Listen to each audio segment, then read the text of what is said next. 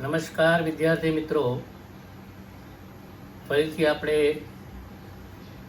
અંગ્રેજી વિષયની અંદર ગ્રામર વિભાગમાં એક વિષયાંક છે જેનું નામ છે આઈડેન્ટિફાઈંગ ફંક્શન્સ, જે ધોરણ 9 અને ધોરણ 10 બંને વર્ગોમાં ભણાવવામાં આવે છે. So today I am discussing about standard 10th, particularly unit number 1, unit number 2 અને યુનિટ નંબર 3 ની અંદર જે ફંક્શન્સ આવે છે એ કયા કયા ફંક્શન્સ છે એનો આપણે અહીંયા એક્ઝામ્પલ એટલે કે ઉદાહરણ દ્વારા we will try to understand, આપણે સમજવાનો પ્રયત્ન કરીશું. અહીંયા બે શબ્દોથી એક શબ્દ બન્યો છે, આઈડેન્ટિફાઈંગ એટલે ઓળખવું, ફંક્શન એટલે કાર્ય, ક્રિયા. તો we do many kinds of functions in our day-to life. So let's see the first function, that is called describing process. What is process? The action which takes place after one another, which goes chronologically, which goes in sequence. Some of the examples are given here. Pour the water in a glass and add lemon juice. So this is a process after one action to another action. એવું કહેવામાં આવે છે કે ગ્લાસની અંદર પાણી રેડો અને પછી એમાં લીંબુનો જ્યુસ ઉમેરો. સો આ એક પ્રકારની પ્રક્રિયા થઈ. That is why this sentence is called a pattern of describing process. Second example is, put butter in a pan and boil it for some time.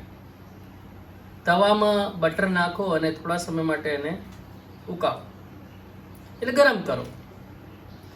તો આ એક પ્રકારની પ્રક્રિયા છે, એટલા માટે એને પ્રોસેસ કહેવામાં આવે છે. It's a type of process sentence. એવું ત્રીજું એક એક્ઝામ્પલ છે, boil some water in a pan and add some noodles. પેનની જગ્યાએ તમે બાઉલ પણ લખી શકો છો, there is no any issue.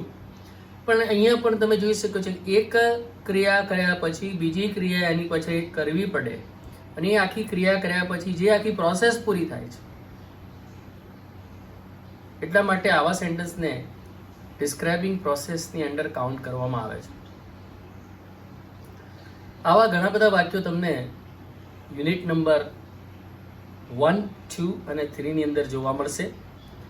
જ્યારે પણ ધ્યાનથી આ યુનિટને જોશો તો તમને આવા ઘણા બધા વાક્યો તમારી નજર સમક્ષ દેખાશે. ડિસ્ક્રાઇબિંગ એક્શન એનું પહેલું એક્ઝામ્પલ છે, sometimes I visit to the library. Second sentence is, Sohail never bunks the class. Third sentence is, they always keep their promises. And the fourth one is, father usually plays chess in the evening. Here the doer does some action regularly or on a particular time. Say for instance, sometimes, કોઈક વાર. I visit to the library. It's a simple present tense. Sohail never bunks the class. Sohail કદી ક્લાસમાંથી ભાગી નથી જતો. They always keep their promises. તેઓ હંમેશા એના જે વચનો છે એને પાળે છે. Father usually plays chess in the evening. મારા પિતાજી સામાન્ય રીતે સાંજે ચેસ રમે છે. તો અહીંયા કર્તાઓ કઈ ક્રિયા કરે છે એના પર બહુ વિશેષ હાઇલાઇટ કરવામાં આવ્યું છે, અને એ બધા સિમ્પલ સેન્ટેન્સમાં છે. માટે આવા બધા વાક્યોને એક્શનના અંડર ગણવામાં આવે છે, જેનામાં એક્શનનો પ્રભાવ વધારે રહેલો છે. That's why we call it sentences of describing actions.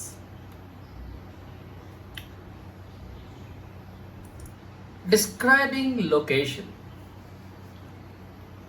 Location એટલે સ્થળ, જગ્યા. 4 sentences are given here. Rahul studies in a college in Surat. Second sentence is the program is in the town hall. The famous Taj Mahal is in Agra. The pyramids are in Egypt. See, અહીંયા રાહુલ જે છે એ ભણે છે અને એની જે કોલેજનું જે location છે એ સુરતમાં છે, એટલે કોલેજ કઈ જગ્યાએ છે એ મહત્વનું છે. તો એનું લોકેશન છે સુરત. અહીંયા પ્રોગ્રામ તો છે પણ એની સ્થળ કઈ જગ્યાએ છે તો કે ટાઉન હોલમાં છે, માટે અહીંયા જગ્યાનું પર વધારે હાઇલાઇટ કરવામાં આવ્યું છે. તાજમહેલ, ફેમસ જે તાજમહેલ છે એ કઈ જગ્યાએ છે કે ભાઈ આગ્રામાં છે, તો અહીંયા સ્થળની વાત થઈ. The pyramids are in Egypt. Pyramids તો છે પણ કઈ જગ્યાએ છે કે ઇજિપ્તની અંદર. તો તમે જોઈ શકો છો Surat, town hall, Agra, Egypt, they all are places and they shows the things or action or maybe a doer location. So all these sentences describing the location of a particular person, thing or an action. That's why these sentences are considered under describing location.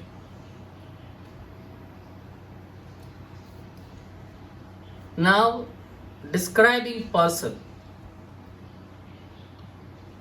The man who is giving a speech on health is renowned Dr. Hegde. The man who is in front seat of a car is Mr. Ratan Tata. Mr. Sundar Pichai is the person who has been leading Google for the last 2 years. Mrs. Nirmala Sitharaman is the Finance Minister of India. 4 sentences are given. Let's discuss these 4 sentences in depth.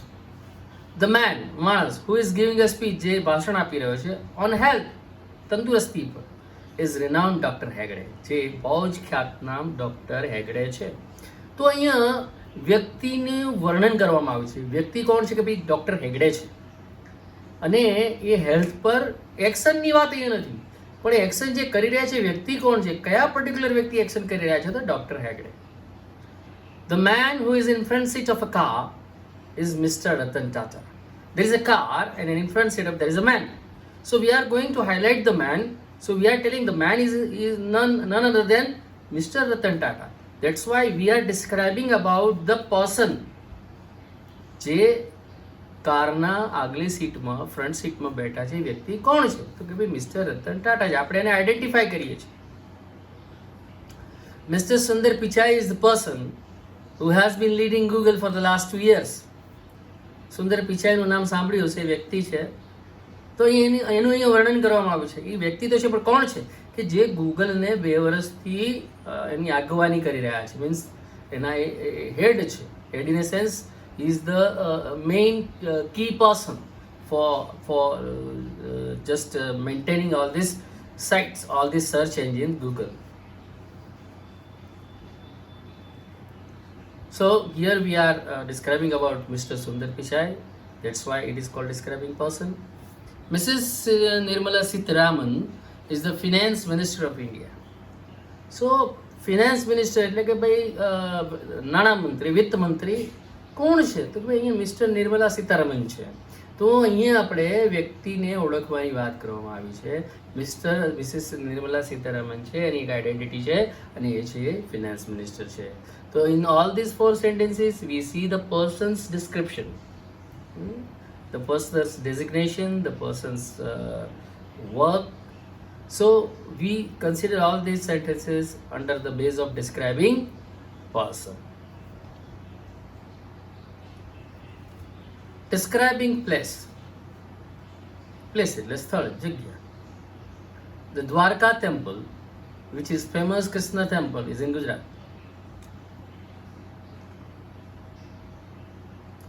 દ્વારકાનું જે મંદિર છે, જેને જે કૃષ્ણનું temple, Krishna મંદિર તરીકે પ્રખ્યાત છે, કઈ જગ્યાએ છે તો કે ભાઈ ગુજરાતમાં છે. તો એ દ્વારકા ટેમ્પલના સ્થળની વાત કરી છે કે દ્વારકા ટેમ્પલ તો છે પણ કઈ જગ્યાએ છે અને સ્થળ પૂછવામાં આવ્યું છે, માટે એમ કહેવાય કે ગુજરાતમાં છે. The ghats in Varanasi are famous for the Ganga Aarti. ભાઈ એક સ્થળ છે વારાણસી. એ શેના માટે ફેમસ છે? તેના ઘાટ માટે. અહીંયા સ્થળ છે વારાણસી, એ સ્થળ છે ને એની જગ્યાની અંદર એક જગ્યા છે ઘાટ્સ. વારાણસીમાં જે નદી વહી રહી છે એના કિનારે જે ઘાટ્સ છે, they are famous for Ganga aartis. The shopping mall was crowded with people. તો જગ્યાની વાત છે, શોપિંગ મોલ એ જગ્યા છે જે આખા માણસોથી ભરેલું હતું. The municipal ground was jam packed with joggers. જેમ પેક્ડ એટલે ખીચોખીચ ભરેલું હતું. શાનાથી? જોગર્સ એટલે જે સવારમાં એક્સરસાઇઝ કરવા આવતા લોકો, જે લોકો તંદુરસ્તી બાબતે સચેત છે, એ લોકોને આપણે જોગર્સ કહી શકીએ. જે લોકો જલ્દી સવારે અર્લી મોર્નિંગમાં વોકિંગમાં જાય છે અથવા સ્લો રનિંગ કરે છે, કેટલીક બધી એક્સરસાઇઝો કરે છે રિલેટેડ ટુ હેલ્થ માટે એમ કહી શકાય કે joggers. The municipal ground was jam packed with joggers. So in all these 4 sentences we see the places. The sentence highlights the places. That's why we call all these sentences under the name of describing place. Now duration of time, સમયગાળો. Duration of time, અહીંયા time નથી, time તો ખરો પણ duration of time, સમયનો ગાળો. એટલે સમય, નિશ્ચિત સમયની વાત નથી. Let's see the examples and we will discuss in depth. The first example is, the passengers have been waiting for the flight for 3 hours. How long have you been sleeping? My mother has been working in a kitchen for 2 hours. How long have you been residing here? Let's discuss about the first sentence. The passengers have been waiting for the flight for 3 hours. Okay, there's an airport and some of the passengers have been waiting for the last 3 hours. Means એ લોકો 3 કલાકથી પોતાના વિમાનની રાહ જોઈ રહ્યા છે ક્યારે announcement થાય અને અમે અમારી વિમાનની અંદર જઈને બેસીએ. મીન્સ તે લોકો રાહ જોઈ રહ્યા છે. તો 3 કલાકનો ગાળો થઈ ગયો છે, સમયનો ગાળો થઈ ગયો છે. સી સોરી, આવા બધા જે સેન્ટેન્સીસ છે એની અંદર જનરલી તમને ચાલુ કાળ જોવા મળશે. પહેલું વાક્ય છે હેવ બીન વેઇટિંગ, એ ચાલુ પૂર્ણ વર્તમાન કાળ છે. The passengers have been waiting. તો ડ્યુરેશન ઓફ ટાઈમનું જે કોઈ વાક્ય હશે ને એ હંમેશા ચાલુ કાળનું હશે. તમે જુઓ, બીજું વાક્ય છે how long have you bin sleeping, કેટલા સમયથી તમે ઊંઘી રહ્યા છો. હેવ યુ બીન સ્લીપિંગ, ચાલુ પૂર્ણ વર્તમાન કાળ એટલે સમયગાળો છે. My mother has been working in a kitchen for 2 hours, 2 કલાકથી મારી માં રસોડામાં કામ કરી રહી છે. તો હેઝ બીન વર્કિંગ ચાલુ પૂર્ણ વર્તમાન કાળ છે, સમયનો ગાળો છે 2 hours. How long have you been residing here, અહીંયા તમે કેટલા સમયથી રહો છો, તો અહીંયા પણ સમયનો ગાળો પૂછવામાં આવે છે. માટે આવા બધા પ્રકારના વાક્યોને જે આપણને સમયગાળો બતાવે છે, that's why we consider all these sentences as duration of time. These sentences shows duration of time.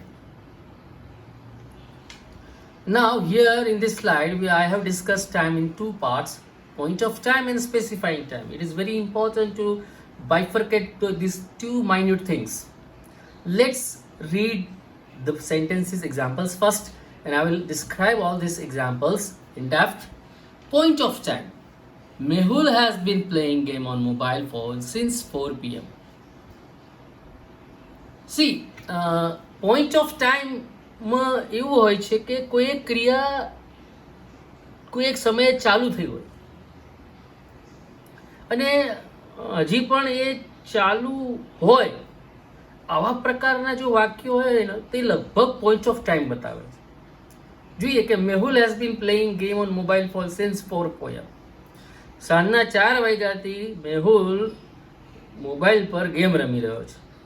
અત્યારે 7 વાગ્યા ધારો કે 6 વાગ્યા હોય તો તમે જોઈ શકો 4 વાગ્યાથી રમી રહ્યો છે. એટલે કોઈ ક્રિયા ભૂતકાળમાં ચાલુ થઈ છે અને હજી પણ વર્તમાનમાં ચાલુ છે. Since when has Tilak been playing, Tilak ક્યારથી રમી રહ્યો છે, એટલે ભૂતકાળમાં એને રમવાનું શરૂ કર્યું છે પણ હજી પણ રમી રહ્યો છે. મીન્સ આવા પ્રકારના સેન્ટેન્સને પોઈન્ટ ઓફ ટાઈમ કહેવાય. હું એમ કહું Since when has Mohan Bhai working in this since when has Mohan Bhai been working in this factory? લગભગ 2 વર્ષ પહેલા એણે કામ આ ફેક્ટરીમાં ચાલુ કર્યું હોય અને હજી પણ કામ કરી રહ્યા છે. It means it shows the point of time. And let's see the specified time. We celebrate Independence Day on 15 August. તો 15 ઓગસ્ટ એ સ્પેસિફાઈંગ ટાઈમ છે કે 15મી ઓગસ્ટ આવે એટલે આપણે ઉજવીએ છીએ ઇન્ડિપેન્ડન્સ ડે, આઝાદીનો દિવસ ઉજવીએ છીએ. I arrange a party on my date of birth. જ્યારે પણ મારા જન્મની તારીખ આવે છે હું પાર્ટીનું આયોજન કરું છું. તો આ સ્પેસિફાઈડ ટાઈમ છે. એમાં કોઈ ક્રિયા ચાલુ થઈ છે અને ચાલુ રહીને પછી બંધ થઈ જેવું નથી. દર વર્ષે નિશ્ચિત સમયે અથવા અમુક નિશ્ચિત સમયગાળે કોઈ ક્રિયાનો સમય આવે અને એ સમયે કોઈ ક્રિયા થાય તો એને સ્પેસિફાઈડ ટાઈમ કહેવામાં આવે છે. તમે એ જોઈ શકો છો, Mehul has been playing game on mobile phone since 4 PM. It shows the period of time. સમયગાળો બતાવે છે. While in specifying time you cannot see the સમયગાળો. તમે અહીંયા સમયગાળો નથી જોતા. અહીંયા પર્ટિક્યુલર ડેટ અથવા એવા સમયની વાત કરવામાં આવી છે. એવા સમયે અમે કોઈ ક્રિયા કરીએ છીએ. આ જાણવું ખૂબ જ જરૂરી છે. Since when has Tilak been playing. અહીંયા પણ એવું પૂછી રહ્યો છે ક્યારથી રમી રહ્યો છે. ભૂતકાળમાં શરૂ થયેલી ક્રિયા અત્યારે પણ ચાલુ છે. I arrange a party on my date of birth means અહીંયા એક પર્ટિક્યુલર સમયે એ સમય આવે ત્યારે કોઈ ક્રિયા થાય છે તો એને સ્પેસિફાઈંગ ટાઈમ કહેવાય છે. તો આ તફાવત છે પોઈન્ટ ઓફ ટાઈમ અને specifying time. Point of time એવી ક્રિયાઓ માટે બતાવવામાં જે ભૂતકાળમાં શરૂ થઈ હોય અને વર્તમાનમાં પણ ચાલુ હોય, અને સ્પેસિફાઈંગ ટાઈમ એવી ક્રિયાઓ છે જેમાં અમુક નિશ્ચિત સમયે અમુક ક્રિયા થાય. Inquiry as nature. સ્વાભાવિક રીતે આપણે કોઈક પૂછતાછ કરીએ અથવા તો એને ઇન્ક્વાયરી ઓફ નેચર કહેવાય. આપણે કંઈક માહિતી મેળવવા માટે કોઈકને કંઈક પ્રશ્ન પૂછીએ અને સામે આપણને જવાબ મળે કે ન મળે એ ગૌણ બાબત છે. પણ આપણે જ્યારે કંઈક માહિતી મેળવવા માટે પ્રશ્ન પૂછીએ છીએ તો એને ઇન્ક્વાયરી એઝ નેચરના અંડર આ બધા વાક્યોને ગણવામાં આવે છે. Let's see the examples. What is the price of this smartphone? આ સ્માર્ટફોનની શું કિંમત છે? આપણે પ્રશ્ન પૂછ્યું છે વેપારીને. How many students will join the tour? આઝ the teacher. શિક્ષકે એવું પૂછ્યું કે ભાઈ કેટલા વિદ્યાર્થીઓ આ ટૂરમાં જોડાશે? How long will it take to reach Baroda? આઝ one of the passengers. બસની અંદર જે બધા પેસેન્જર હતા એમાંથી એક પેસેન્જર એવું પૂછ્યું કે ભાઈ આ બસ આને બરોડા પહોંચતા કેટલો સમય લાગશે? Where did you go yesterday? મધરે મને પૂછ્યું કે ભાઈ તું ગઈકાલે ક્યાં ગયો હતો? તો અહીંયા બધા વાક્યોમાં તમે જોઈ શકો છો questions are asked and the importance of asking question to need to get the answers. So when you ask something for getting information, these all sentences are considered under inquiry as nature. Exchanging pleasantries. શુભેચ્છાઓની આપલે કરવી. Exchanging એટલે આપલે કરવી, પ્લેઝન્ટરી એટલે શુભેચ્છાઓ. Wish you all the best. આપણે ક્યાંક પરીક્ષા આપવા જતા હોઈએ તો આપણે કે best of luck, all the best, good morning to all, many happy returns on your birthday. Means આપણે જ્યારે કંઈ શુભેચ્છાઓ આપીએ છીએ આ શુભેચ્છાઓને એક્સચેન્જિંગ પ્લેઝન્ટરીઝ ગણવામાં આવે છે. એના મેં 4 એક્ઝામ્પલ અહીંયા આપે છે. Wish you all the best, many happy returns on your birthday, best of luck, good morning to all, good night, have a nice day. These are all examples of exchanging pleasantries. So friends, it is very important to understand all these points as I have discussed through these slides. First one is describing process, second one is describing action, describing location, describing person, describing place, duration of time is also divided by in 2 sections, that is called point of time and specifying time, inquiry as nature, and exchanging pleasantries. So students, I request you to just go through all units, unit number 1, 2 and 3 of standard 10. You will find all these kinds of sentences which contains function. So my homework is that you just read unit number 1, 2 and 3 and underline the function with the help of a pencil and identify their nature. A function કયું છે, એક્શનનું છે, સ્થળનું છે, નેચરનું છે, time છે, અથવા કોઈ વ્યક્તિનું વર્ણન છે, અથવા લોકેશન આપી છે, આ બધું તમે વાંચતા તમે પેન્સિલ વડે અંડરલાઇન કરશો એટલે ઓટોમેટિક તમને ખબર પડવા માંડશે કે આ વાક્ય કયા પ્રકારનું છે. તો આજે આટલું જ, બાકીનું next time. Thank you very much.